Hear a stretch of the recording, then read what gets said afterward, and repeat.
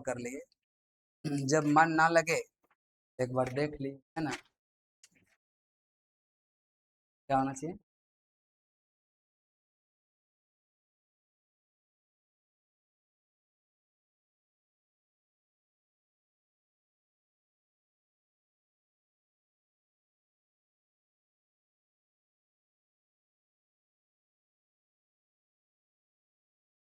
चलिए पहला प्रश्न बताएंगे। यह स्टील कॉरपोरेशन ऑफ बंगाल की स्थापना कब हुआ था? 1937।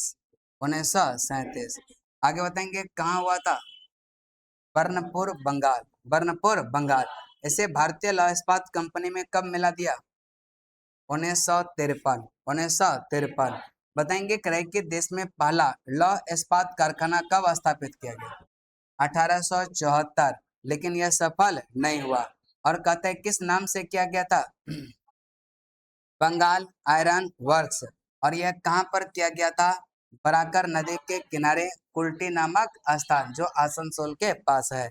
बताएंगे यह देश में पहला जो यह बड़े पैमाने पर कारखाना स्थापित किया गया था वह कब? 1907। यह कहाँ पर किया गया? झारखंड स्वर्ण रेखा और खरकई नदी के संगम पर। किस स्थान पर? साक्षी। कौन सा? साक्षी। किसके द्वारा किया गया? जमशेदजी टाटा। बताएंगे भारत का इस्पात पुरुष किस उद्योगपति को? जमशेदजी टाटा। जमशेदजी टाटा। भारतीय लौह इस्पात कंपनी का स्थापना कब? 1918। दामोदर नदी घाटी हीरापुर यह बंगाल में। उत्पादन आरंभ कब से? 1922। 1922। मैसूर आयरन स्टील वर्क्स का स्थापना कब? यह हुआ था 1923। यह कहाँ हुआ था? भद्रावती मैसूर कर्नाटक। वर्तमान नाम इसका क्या है? Visvesvaraya iron and steel company limited. Steel company limited. अगला क्वेश्चन बताएंगे क्रय के धात्विक या खनिजों का सर्वाधिक संपन्न क्षेत्र जो है वह कौन सा? धारवाड़। कौन सा है? धारवाड़। अपरिष्कृत पेट्रोलियम किस युग के अवसादी शैलों में पाया जाता है? टर्शियरी। कौन सा? अगला क्वेश्चन पेट्रोलियम एवं प्राकृतिक गैस धरातल के बहुत नीचे पाए जाते हैं। इसका जो यह खोदा जाता है इसको क्या कहते हैं? प्रवेधन। क्या कहते हैं? प्रवेधन। सतही निकट पर जो खनिज की प्रक्रिया उसको क्या कहते हैं? आखनन। क्या कहते हैं? आखनन। अगला क्वेश्चन बताएंगे क्रय क्या सोने के खान दुनिया का सबसे गहरी खान है वह कौन पर? दक्षिण अफ्रीका में पोनेंग खान है। कौन सा? पोनेंग खान। कौन सा है? पोनेंग। विश्व में सबसे बड़ा थोरियम उत्पादक देश कौन सा? भारत है। कौन सा? भारत। भारत में कहां पर? Kerala. Geological survey of India का हेडक्वार्टर कहां पर है? कोलकाता में। भारतीय खान ब्यूरो का कहां पर? नागपुर। तेल एवं प्राकृतिक गैस आयोग का? देहरादून। खनिज अन्वेषण निगम लिमिटेड? नागपुर। राष्ट्रीय खनिज विकास निगम का? हैदराबाद। कहां पर? हैदराबाद। अगला क्वेश्चन बताएंगे क्रय के पेट्रोलियम प्राप्ति स्थल यह 3 राज्य से कौन कौन सा राज्य है? असम, गुजरात और महाराष्ट्र। बताएंगे क्रय के भारत में तेल भंडार मुख्यतः कौन सा चट्टान में? अवसादी चट्टान। भारत में पहले तेल कुआं की खुदाई कब हुआ था? 1867। और यह कहाँ हुआ था? असम के माकार। अंकलेश्वर में कब हुआ? 1960। उसका नाम क्या रखा? वसुधारा। क्या नाम रखा? दुनिया का सबसे पहले यह तेल कुआं की खुदाई कब? 1859। ये कहाँ हुआ था? Pennsylvania America. Pennsylvania America. Mumbai high की खोज कब? 1973। तेल उत्पादन शुरू कब? 1976। 1976। और यह कहता है कि यहाँ पर तेल निकालने के लिए जो बना प्लेटफॉर्म है उसका नाम क्या है? सागर सम्राट। सागर सम्राट। और कहता है क्या जिसे कहाँ से मंगाया गया था? चूंकि यह एक जलयान था जिसको कहाँ से मांगा गया? पेट्रोलियम और इससे बने उत्पाद को क्या कहते हैं? काला सोना। उद्योग की रोटी किसको? और कोयला को भी काला सोना कहा जाता। भूरा कोयला किसको? लिग्नाइट।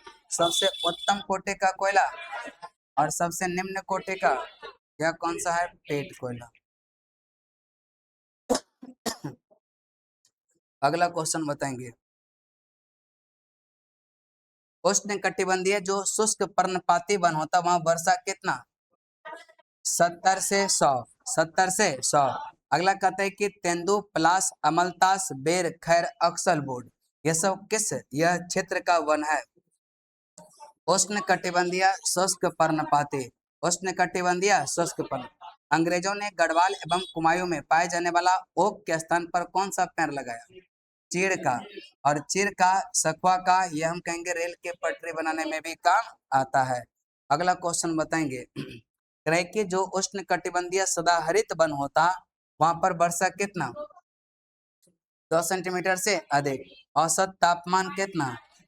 चलिए यहाँ पर बताएंगे करें कि रोजवुड, महोगनी, एवनी, यह बेत, सिनकोना, रबर, ये सब पादप किस क्षेत्र में?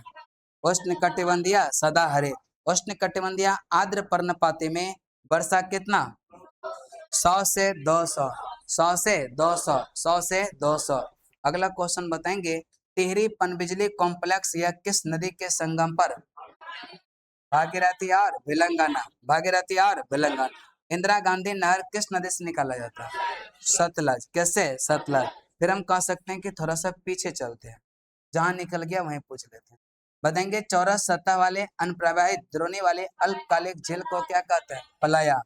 पलाया में वर्षा पानी जमा होता जल्दी ही वाष्प बन के उड़ जाता है, इसको अल्पकालिक झील भी कहा जाता। बताएंगे पलाया को अरब रेगिस्तान में क्या कहते हैं?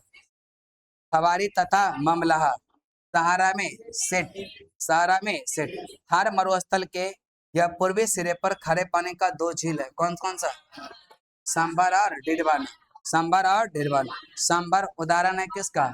बॉल्सन का। डिडवाना भारत में सबसे अधिक ऊंचाई पर स्थित झील कौन सा? गुरुडोंग मार, गुरुडोंग मार। दूसरा चोलामू। तीस्ता का उद्गम किस झील से? चोलामू, चोलामू किससे होता है? चोलामू। राणा प्रताप सागर किस नदी पर है? चंबल। किस पर है? चंबल। अगला बताएंगे करें कि नागार्जुन सागर कृष्णा किस पर है? कृष्णा। निजाम सागर मंजरा, निजाम सागर। लोकटक झील में एक तैरता हुआ राष्ट्रीय पार्क है, इसका नाम केबुल लामजाव, कहाँ पर है? मणिपुर में। कहाँ पर? मणिपुर। अगला क्वेश्चन बताएंगे करें कि तमिलनाडु वाले हिस्से में जो हम कहते हैं ना पुलिकट झील, तो पार्ट में बटा है। तमिलनाडु हिस्से में पक्षी अभ्यारण्य कब? 1980। और आंध्र प्रदेश वाला में 1976, 1976, 1976। अगला क्वेश्चन बताएंगे डल झील कहाँ पड़ता है? डल झील कहाँ पर? शेषनाग, सातताल, चंद्रताल, चंद्रताल कहाँ पर? हिमाचल। सूरज और चांद कहाँ पर? नाको झील हिमाचल प्रदेश। रेणुका हिमाचल प्रदेश। अगला बताएंगे जैसमंद झील राजस्थान। पिछौला और लुनक्सर बताएंगे कालीवेली तमिलनाडु। पुलिकट झील तमिलनाडु आंध्र प्रदेश के सीमा। हुसैन सागर तेलंगाना। और बताएंगे कोलेरो आंध्र प्रदेश। लोनार महाराष्ट्र। बताएंगे बेम्बानाड झील केरल। कहाँ पर? केरल। कहाँ पर? केरल। अगला बताएंगे कुछ जलप्रपात की बात करेंगे, किस नदी पर बोलिएगा ये। बताएंगे यन्ना किस नदी पर? नर्मदा। शिव समुद्र कावेरी। गोकाक घाट प्रभा। पायकारा नीलगिरी, नीलगिरी। और हम कह सकते हैं क्या चुलिया चंबल, चुलिया चंबल। आगे है बिहार टॉन्स, धुआंधार नर्मदा। और हम कह सकते हैं चित्रकूट इंद्रावती। कौन सा? इंद्रावती। इसके बाद है चेरापूंजी का स्थानीय नाम क्या है? सोहरा। कौन सा है? सोहरा। कौन सा है? सोहरा। अंग्रेजों ने इसका नाम चेरापूंजी कर दिया था, मेघालय सरकार ने कब इसका नाम फिर सोहरा कर दिया? 1907 में, 2007, 2007। इसके बाद आज यहीं तक करने दें।